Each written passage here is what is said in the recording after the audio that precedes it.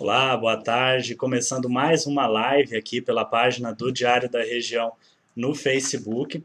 E hoje o nosso convidado é um escritor, poeta que faz bastante sucesso nas redes sociais, falando de amor, de relacionamentos. E hoje conversa com a gente sobre o livro que ele acaba de lançar, o livro Colo, por favor, que fala, tem reflexões sobre esse período de isolamento social. Fabrício Carpinejar, muito obrigado por ter aceitado o nosso convite. Muito obrigado por participar dessa live aqui na página do Diário da Região.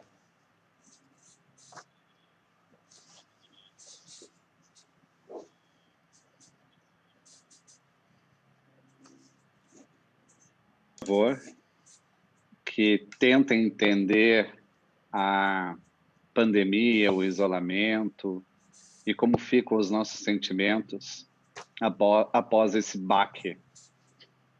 Uhum. Então vamos começar falando, né, justamente desse livro. Ele reflete sobre os reflexos da pandemia e dessas medidas sanitárias, né? Muita coisa mudou na nossa vida. A gente está ficando mais em casa, está usando máscara, não tem contato com pessoas queridas. Eu queria que você me falasse um pouquinho desse livro, começando inclusive pelo título, né? O título é Colo, por favor. Então, que tipo de colo que a gente está precisando? Que colo é esse? Eu acho que é todo tipo de colo, mas é a essência do colo. O colo é abrigo, é aconchego, é alento. No colo nos sentimos seguros. Colo é deitar a cabeça e saber que alguém está nos vigiando, nos zelando, nos cuidando. Colo é confiar. E não estamos nos sentindo seguros. É uma fragilidade inesperada em todos os aspectos, mental, imaginário, físico, material. A gente parece que nos tornamos formigas, podendo ser esmagadas rapidamente. E essa fragilidade desperta a vontade de ter um colo para espantar as adversidades, os problemas, para devolver o gosto de viver, porque a gente não pode esquecer que é no colo que forjamos a nossa personalidade, o colo do cheiro dos pais, colo do cangote. Antes de caminhar, caminhávamos pelo colo. O colo também ele tem uma simbologia de a gente ver o mundo, né, de um outro jeito, de uma outra perspectiva. Mesmo a criança que está no colo do pai vê o mundo de cima, e quando a gente é adulto e está no colo de alguém, a gente vê o mundo deitado. É mudar o vício de olhar os problemas como se a gente não pudesse enfrentá-los. E eu acho que o colo é essa raiz do afeto, é a raiz da ternura.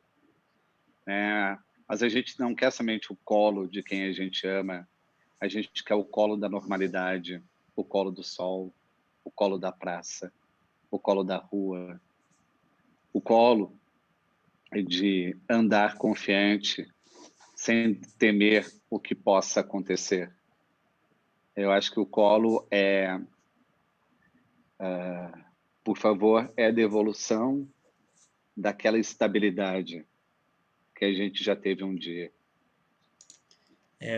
Bom, pelo que eu entendi, então, a reflexão que você faz é que essa pandemia evidencia a fragilidade humana, né? E a gente precisa então voltar para essas origens para rever alguns valores, rever alguns conceitos, né? Perfeito. Já começa essa fragilidade já nos traz para o trabalho coletivo. Trabalhar como formigueiro, a nossa vida não depende apenas de nós, mas dos outros. E o quanto que a gente, protegendo a nossa saúde, está protegendo a saúde dos demais. E a gente não tinha essa noção tão aguçada, tão acentuada. A gente partiu daquele princípio egoísta, egóico, de que a saúde é minha. Não, a saúde não é mais individual. Há uma mentalidade que precisa ser preservada e valorizada da saúde coletiva. O quanto que aquilo que você faz afeta o próximo. O quanto que aquilo que você não faz afeta o próximo. Saúde como sinônimo de responsabilidade. Pensar na gente como um organismo, né? Exato, não tem mais como viver de modo alienado ao próprio corpo. Uhum. Eu acho que nunca na história da civilização recente houve essa recuperação da unidade do corpo e mente. Ou seja, você também precisa se ocupar, você vai precisar caprichar nas tarefas menores, miúdas, você vai precisar usar máscara no momento de raiva, manter meio metro de distância, na hora que está explosivo, passar álcool gel nas ideias, sabe? Tomar um banho de gentileza.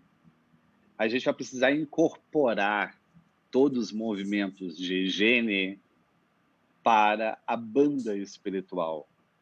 Ou seja, temos esse compromisso de também, como estamos isolados, e entenda, no meu caso, eu estou protegido, eu estou guardado, eu não estou vulnerável, né? A gente precisa diferenciar que o que a gente está vivendo, o que eu estou vivendo, não é uma sobrevivência. Que o tédio não é uma sobrevivência. Sobrevive quem não tem emprego e não tem o que colocar de comida na mesa. A gente não pode confundir as nossas condições abastadas com quem não tem condições. Sim. É um tempo diferente para muitos. Então, quando as pessoas dizem, eu não aguento mais, eu não sei mais o que fazer, sabe, não suporto mais ficar confinado, é de pensar bem, pense bem naquilo que tu está falando. Não sair, não passear, não tomar sol, não frequentar shopping, não ir ao salão, são caprichos. São caprichos. Não são privações. Há uma grande diferença entre um e outro. Então, se você não consegue abdicar de caprichos para não superlotar hospitais, para não desencadear uma epidemia, fortalecer uma epidemia, é que realmente você está fora do mundo, fora da realidade. Absolutamente fora da realidade. Será que isso que está sendo solicitado a nós, do isolamento social, é um sacrifício? Que sacrifício é esse? Nossa, o meu sacrifício é muito luxuoso. A minha geladeira está cheia, eu tenho tudo que eu posso fazer, eu tenho livros para ler, eu tenho minha esposa comigo, eu estou com quem eu mais amo, estou dividindo espaço com quem eu mais amo. Isso eu acho que a gente precisa saber diferenciar. Carpinejar, você tá cumprindo esse isolamento, essa quarentena, tá ficando em casa aí. Sim, é o mínimo. Sim, e escreveu um livro, né, nesse período. Então eu queria que você falasse assim, como que a gente pode driblar criativamente essas dificuldades da convivência nesse isolamento social? essa convivência às vezes até forçada, né, com as pessoas de casa. Quem está com família precisa reservar momentos solitários. Porque estar a todo momento com a família, você perde a solidão. E a solidão é aquele instante em que abastecemos as nossas vontades, hidratamos as nossas aspirações, revemos as nossas atitudes. É importante que cada um, mesmo estando com os outros, tenha o seu quartinho de porta fechada de vez em quando. Tenha a sua tarefa isolada, para que não entre numa simbiose de personalidades, que é você passa a ser o outro, a implicar com o outro, a cobrar do outro, a querer que o outro também faça, né? A grande dificuldade da convivência em família é o respeito. Saber o momento de se retirar e saber o momento de voltar. Não dá para fazer tudo junto sempre. Isso não é desamor. Fazer tudo junto vai acabar fundindo as identidades da família. Aí você, o medo de um aumenta o medo do outro, a insegurança de um aumenta a insegurança do outro. Não existe mais contraponto. Precisa do contraponto para ter harmonia. Precisa da diferença para salvaguardar a autonomia. Isso é fundamental criativamente. E também fazer o seu trabalho. Fazer o seu trabalho se você está triste, cuide da sua tristeza. Não fique repassando ela. Não fique transferindo a responsabilidade. É o que eu costumo dizer. Sim. A gente sempre tem um culpado para a nossa infelicidade, mas a gente nunca procura o culpado da nossa alegria. Sim. Alegria é nossa. Mas tudo que deu errado, o outro, sabe, tem parcela de responsabilidade. Aí é muito fácil. Sim. Carpinejar, você fala nessa sua obra nova sobre o medo, né? Diz que o medo apaga a nossa identidade. Tem até um trechinho aqui, eu vou ler aqui para o pessoal que está assistindo a gente. Você diz que o medo apaga amores, apaga filhos, apaga o trabalho, escreve apagando a sua letra. Quem tem medo não é mais ninguém. Ele esconde a sua felicidade para não a encontrar. Aí a pergunta que eu te faço, né? A gente vê tanta coisa sobre a pandemia, vírus avançando, isolamento social, crise econômica, desemprego. Como não ter medo, né? Diante de tudo isso? Você não pode só ter medo. É bom e até sadio ter medo, mas não só medo. A questão é ser dominado pelo medo. Não alternar todas as notícias realistas com boas notícias pequenas e modestas do seu cotidiano. Você precisa alternar as vozes, não escutar somente o urubu e o porco, mas escutar o sabiá, o pardal, escutar outros pássaros. A gente precisa ter um tempo para digerir o que está ouvindo. O medo não digere, o medo absorve diretamente. Viver com aquela sensação de insegurança completa, que você vai dormir, mas será que eu fechei a porta? E levanta para ver se fechou a porta. Deita de novo. Será que eu desliguei o fogão? Levanta para ver se desligou o fogão. Será que eu não deixei a geladeira aberta? E levanta para ver se deixou a geladeira aberta. E não consegue controlar a sua ansiedade. Não vai dormir, nunca vai dormir. Não vai dormir mais. Talvez a grande proeza desses tempos sombrios é preservar o sonho. Uhum. É conseguir dormir 8 horas sem se acordar de madrugada. É verdade. Porque se a gente também não dorme, a gente fica muito mais irritado. Sim. Não dormir é ter um dia inteiro de irritação. Como a gente sabe que está com saúde? Pela paciência. Quanto mais paciência a gente demonstra, mais saúde a gente tem.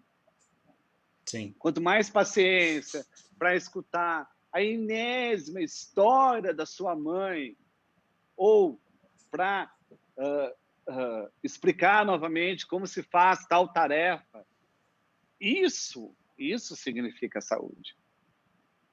Quando você não aguenta mais nada, não aguenta nem ouvir a voz do outro, não aguenta ficar junto, é que não tem mais saúde. Acabou a saúde emocional. A saúde emocional corresponde à disponibilidade. Quando você está disponível, é que você está bem. Quando você não está disponível, é que você está muito mal. Sim. Carpinejar, só registrando aqui a participação do pessoal que está acompanhando a gente, tem algumas pessoas comentando aqui, a Aparecida Boneto, Beto Braga, a Regina Célia, a Mariline Gomes, pessoal mandando boa tarde. A Suzy Dorta mandou um recado para você.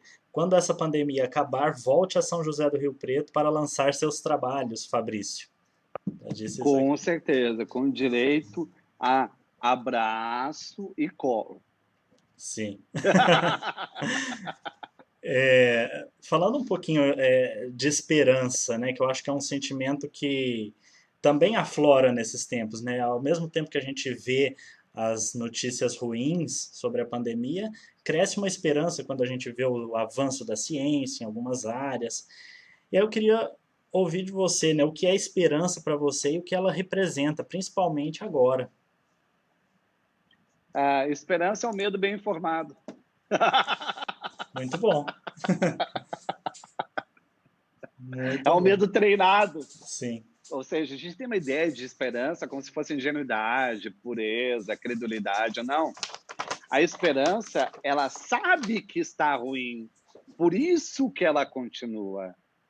Ela sabe que está difícil. Por isso que ela redobra o seu trabalho. A esperança não é a negação da realidade, é a aceitação mais veemente da realidade, mais comovida da realidade. Quem tem esperança é aquela pessoa que supera o contexto para a sua necessidade. Esperança, para mim, é uma necessidade. Não é um luxo, não é um artifício, um acessório. É a minha fome de viver, a minha gula de viver. É o quanto que eu não vou me intimidar pelas dificuldades. As dificuldades, pelo contrário, me estimulam. Quanto mais difícil, mais eu posso aproveitar e render mais. Basicamente, eu acho que a esperança, então, seria a gente conseguir dosar a, a realidade com o otimismo, né? Porque às vezes a gente vê que as pessoas tem pessoas com excesso de otimismo, né? Acha que não está acontecendo nada e acaba ignorando a realidade. Não é alienação. A Eu acho que isso não esperança é seria... otimismo. Isso não é otimismo, isso é alienação. Isso é a alienação inconsequente, alienação impune. Ou seja, vem de um egoísmo. A alienação vem de um egoísmo. A esperança vem de um cuidado a quem você gosta. Não tem como a esperança ser egoísta. A esperança não é realizar um desejo pessoal. A esperança, ela trabalha coletivamente. Ela quer algo maior. Ela quer um bem para ser usufruído pela família, pelos amigos, pelo seu círculo de afetos. Eu vejo que as pessoas confundem o otimismo com alienação. É exatamente Não isso que pode. eu estava pontuando. a gente precisa ter esse compromisso com a realidade, Uhum. compromisso com o que está acontecendo. E a gente demonstra esse compromisso também não sofrendo à toa. Uhum. Sofrer quando é para sofrer. Não sofrer mais do que quem realmente está sofrendo. Isso é desmerecer o sofrimento físico e real. Há mais de 15 mil mortes, há 16 mil mortes pelo coronavírus no país, e não dá para abstrair o rosto das vítimas em estatística. Não. A gente não pode ficar fingindo que não vai nos atingir. Parece que tem gente que só acredita na epidemia quando tem um parente infectado. Eu acho que a gente tem que aprender a enxergar o mundo antes das lágrimas, não depois das lágrimas. O que você quer dizer com isso exatamente? Enxergar o mundo antes ou depois das lágrimas? Não precisa experimentar Covid-19 da pior forma, perdendo um parente, perdendo um ente querido. A gente vai enxergar a gravidade depois das lágrimas, que tu consiga enxergar antes, que tenha a empatia. Serve para quê? A empatia serve justamente para a gente se colocar no lugar do outro e ter essa cumplicidade naquilo que não aconteceu conosco. Seria enxergar a lágrima do outro, né? Para a gente não precisar Exato. esperar a nossa, né? Acho que isso é realmente muito importante nesses tempos que a gente vive. Carpinejar, você fala bastante de amor também, né? Eu vejo nas suas redes sociais, né? Agora tem o Procon do Amor, né? Que é uma Sim. iniciativa bem interessante. Eu queria ir um pouco por esse lado também. Sobre amar ao outro e a si mesmo, né? O que faz um amor de verdade para você? O que faz o amor de verdade O que... o amor é quando a gente faz sem que o outro esteja enxergando. É fazer na ausência do outro. É continuar fazendo porque se quer, porque é o certo. Não fazer para tentar obter uma recompensa, um ganho, um lucro. Amor não vai ser lucrar. Amor é dar porque a gente quer, é dar porque a gente gosta. E amor, ele não pode, ele não vinga sozinho. Ele precisa de outros sentimentos. Ele precisa de lealdade, de fidelidade, de amizade, de admiração, de respeito, de educação. Porque o amor sozinho, ele pode se transformar numa ilha com 2 náufragos. Você sabe que está amando bonito. Não é apenas amar, é amar bonito. E você sabe que está amando bonito quando você não se torna melhor apenas para a sua companhia. Você se torna melhor para os amigos, para os familiares, para o trabalho. Uhum. Você tem mais energia para dar a quem até você não conhece. Sim. O amor é esse brilho imutável que vem da confiança em si. Você não está numa relação para provar algo. Você está numa relação porque você encontrou a sua melhor versão. Bacana.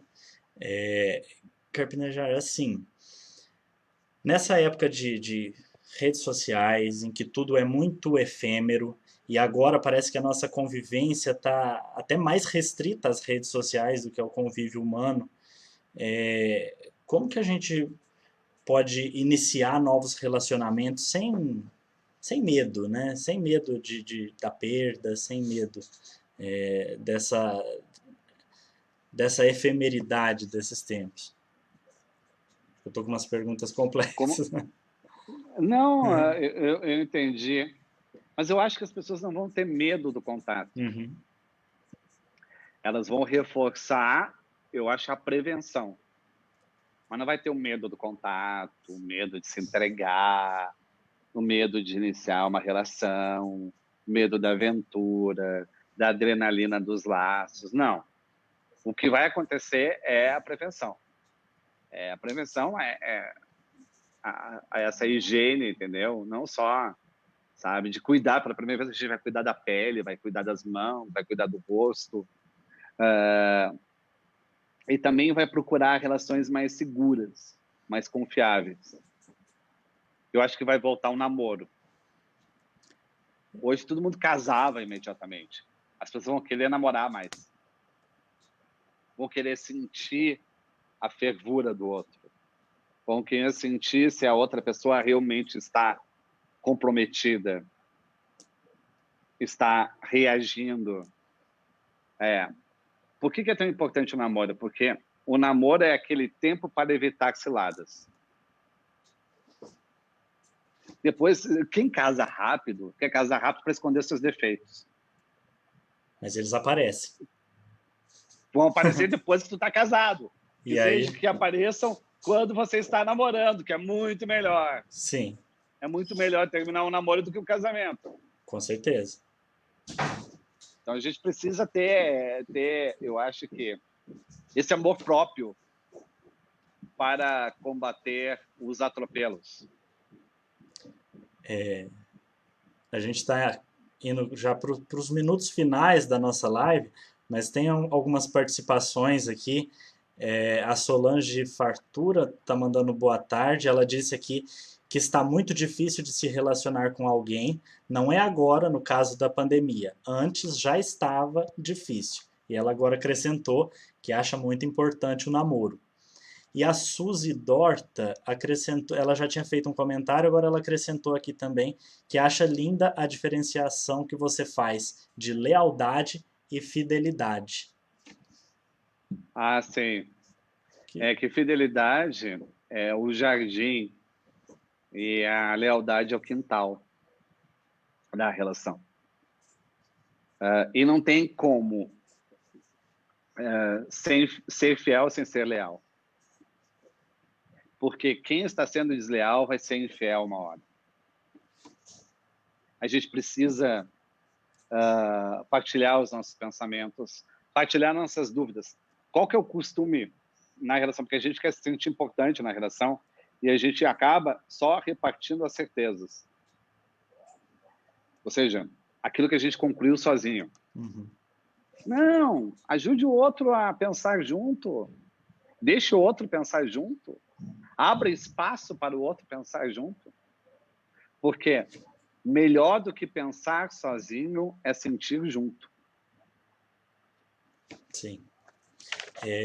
Carpinejar, a gente está quase finalizando aqui a nossa live. Eu queria deixar esse espaço final, aqui os últimos minutinhos abertos, para você deixar uma mensagem para o pessoal que está assistindo a gente e que vai ler a gente amanhã no jornal. E também falar sobre o seu livro, como faz para comprar, se alguém tiver interesse. O meu livro já pode ser baixado como e-book, né? Ele está disponível no e-book em qualquer livraria, Amazon, Livraria da Vila, qualquer rede. E pode ser encomendado o livro físico, já na próxima semana estará disponível, então pode encomendar agora, que receberá o livro em primeira mão, o livro físico, né? E das palavras finais, assim, tudo que nos irritava antes da pandemia vai se converter em saudade. Tudo que me irritava no meu pai ou na minha mãe são hoje o que eu mais sinto falta. E vejo o quanto eu era feliz sem saber que nós somos desinformados da nossa própria felicidade. Sabe, eu ficava querendo me desvencilhar da mãe quando ela queria me dar a benção. Hoje, o que eu mais quero é baixar a cabeça e gentilmente para minha mãe, e que ela possa cumprir o sinal da cruz, porque é a bênção dela que faz a diferença. Saudade de fazer meu pai rir, saudade de cozinhar para eles,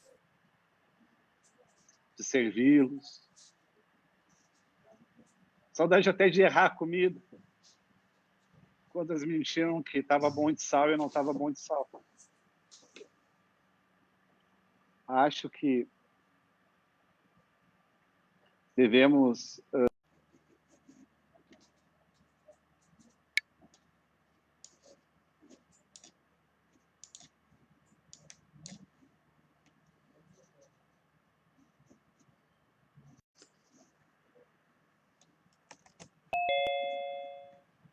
Oi? Caiu? Caiu, travou a sua câmera. Eu acho que caiu a nossa conexão toda. Mas Não, mas a minha conexão tá boa. então foi aqui. Foi daí. Então foi aqui. Bom, podemos seguir, concluir o raciocínio que você estava fazendo, só para a gente Eu não sei encerrar. até onde foi. Você estava falando da saudade, a saudade da mãe, do pai, né? Desses gestos, da comida, de errar a Eu acho que a comida. gente somos avarentos em declarar o nosso amor, o nosso apreço, o nosso pertencimento. É que a gente fica com aquela ilusão adolescente de que não precisamos de ninguém, que sabemos nos virar sozinhos. E a gente esquece o quanto que significa independência em dizer eu te amo. Que dizer eu te amo não é dependência. Pelo contrário. Você tem tanto em si que não vai faltar. Sim. Belíssimas palavras aqui para a gente encerrar a nossa live. Carpinejar, eu agradeço por ter aceitado o nosso convite, por falar aqui do seu novo livro. Acho que a live foi muito bacana, né? O pessoal tem bastante comentário aqui, o pessoal estava acompanhando a gente. Bom, só tenho a agradecer, obrigado pelas palavras, obrigado por encerrar a nossa live dessa maneira tão bacana. Que isso, eu agradeço. E a gente não pode esquecer o quanto que as palavras sabem abraçar. Então, que a gente use elas para abraçar quem a gente gosta. É isso aí. Tchau, tchau. Muito obrigado.